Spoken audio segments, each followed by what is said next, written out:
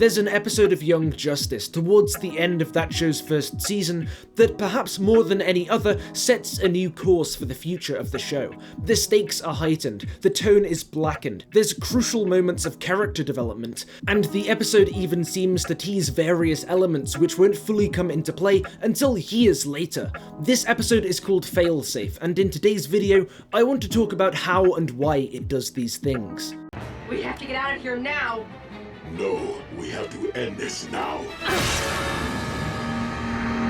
Young Justice, created by Greg Weisman and Brandon Vietti, is an animated show taking various DC characters and settings, some well-established and some new, and using them to tell a series of interconnected stories, all built around one central ongoing narrative: the dastardly Machiavellian schemes of a villainous cabal called the Light, and the attempts to stop them by a covert team of young, often unproven heroes, who, despite their inexperience, manage to mostly save the day, even when the Justice League themselves fail. I've recently been watching the show for the first time, and as I got further and further into the later seasons, I kept thinking back to this season 1 episode, Failsafe, and the way it helped kickstart the series' progression from an enjoyable and surprisingly mature story about the sidekicks of the DC universe into a dark, gripping, and complex interstellar saga. So be warned, spoilers ahead, and let's get into Failsafe and how it changed Young Justice.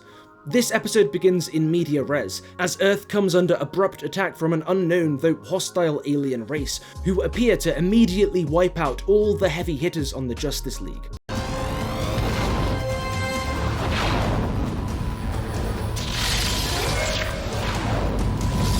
From the start then, this episode has a sense of drama and danger to it that we hadn't seen up until this point. Most previous Young Justice episodes had been tense, but not to this degree, so decimating the Justice League before even the intro sequence is a jarring and unsettling shift in intensity. And yeah, I know what some of you must be thinking, that this intensity is undercut because we all know on some level that they're not going to permanently kill off all these characters. The Justice League at first, and later on, some of our main characters like Artemis, who were seemingly vaporized. But I actually don't agree with this. Young Justice is a standalone series in its own world, and one which isn't averse to shaking up its status quo, for instance through getting rid of characters. So the first time you watch this episode, initially at least, you buy into this disastrous scenario. And impressively, the episode anticipates some amount of audience incredulity, because partway through this episode, just as the death toll gets to the point at which most viewers would start to realize that one way or another they won't all be sticking, Kid Flash notices that the alien tech is giving off Zeta radiation, the same energy we'd previously seen used by the League to teleport their members about. It's giving off Zeta beams, the same stuff that powers our Zeta tubes. This thing doesn't disintegrate, it teleports. Artemis is alive!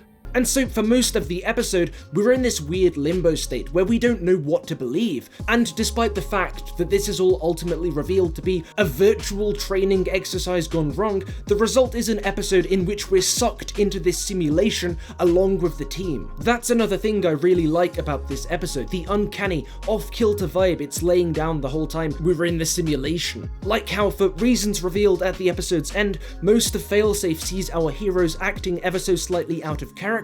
And I don't know if I'm imagining it or not since I'm a little colorblind, but I think there's a sort of dullness to the episode's visual design which adds to the odd feeling. Watching Failsafe for the first time, when you don't know what's real and what isn't, or which consequences will stick around, it's a visceral experience. It's exhilarating and frightening in a way Young Justice hadn't really been before.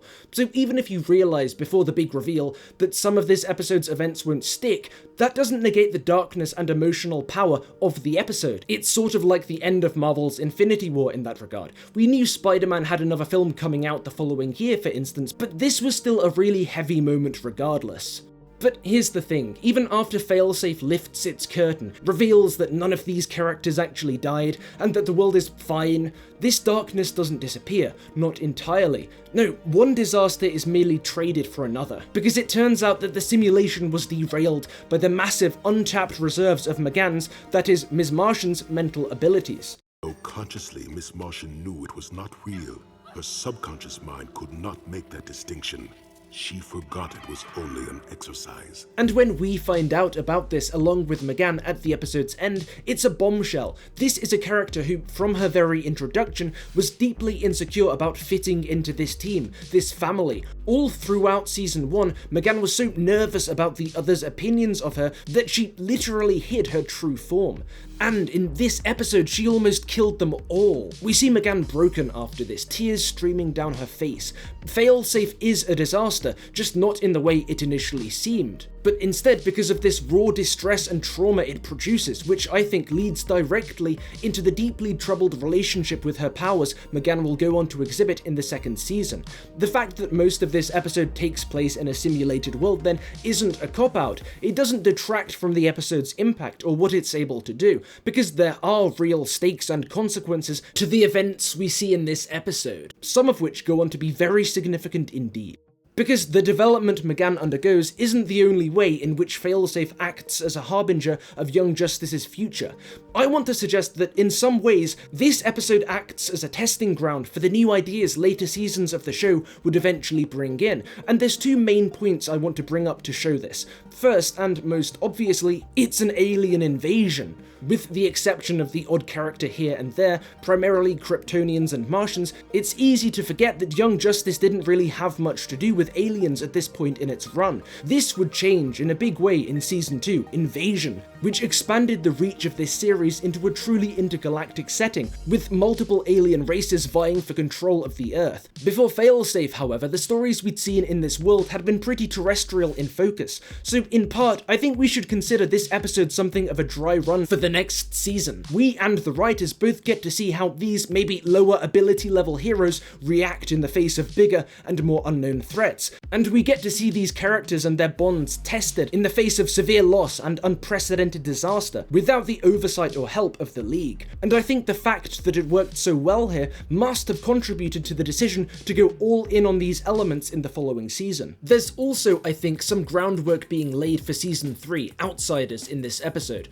When the show came back in 2019, it was more graphic, more bloody, and more mature than we'd seen previously. It went to some pretty dark places you probably wouldn't have expected if you'd seen those episodes immediately after, say, the start of Season 1.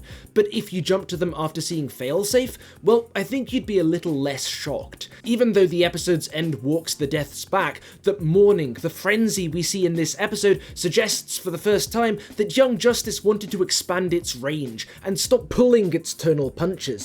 Look, the rest of Young Justice before and after this episode is great. One of its best features is the way the story's always progressing, the future's always being set up, but here, perhaps more than anywhere else in the show, we see the story, the tone, and the character development all take a big step forward into what the show would become. Failsafe ultimately becomes a stepping off point between the younger and brighter period of the show's start and the interstellar stories and darker themes which would be plumbed thereafter. Part of me wonders how much of the show's future was decided before Failsafe though. Maybe those future directions were still not set in stone when this episode was being written. Maybe it was only after seeing how well this episode came together that Weisman and co decided to go all in on the alien invasions, the unforgiving stakes, and Season 2 M'gann's twisted relationship with her telepathy. Or maybe not, maybe the plans were all laid out, even back then. Maybe instead we should view Failsafe as something of a stealth trailer for the following seasons of the show. Either way, looking back on it a decade or so after release reveals it to be one of the episodes which really changed Young Justice.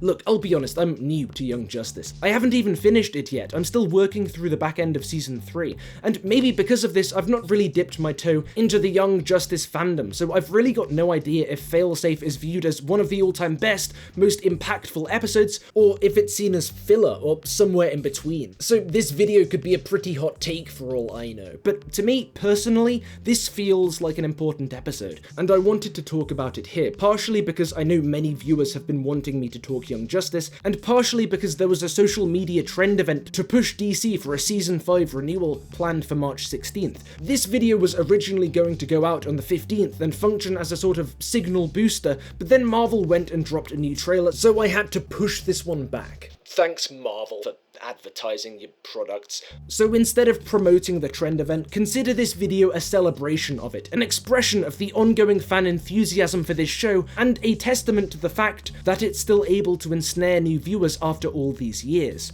But I guess if you're watching this as it comes out, why not go over to Twitter and tweet #MoreYoungJustice? Maybe yours will be the last tweet the tag needs to go trending, so you might as well, but make sure you give this video a quick like before you go. Also, let me know below if you'd be interested in more Young Justice content. And thanks as always to my patrons on screen now, and especially Ian Fifield.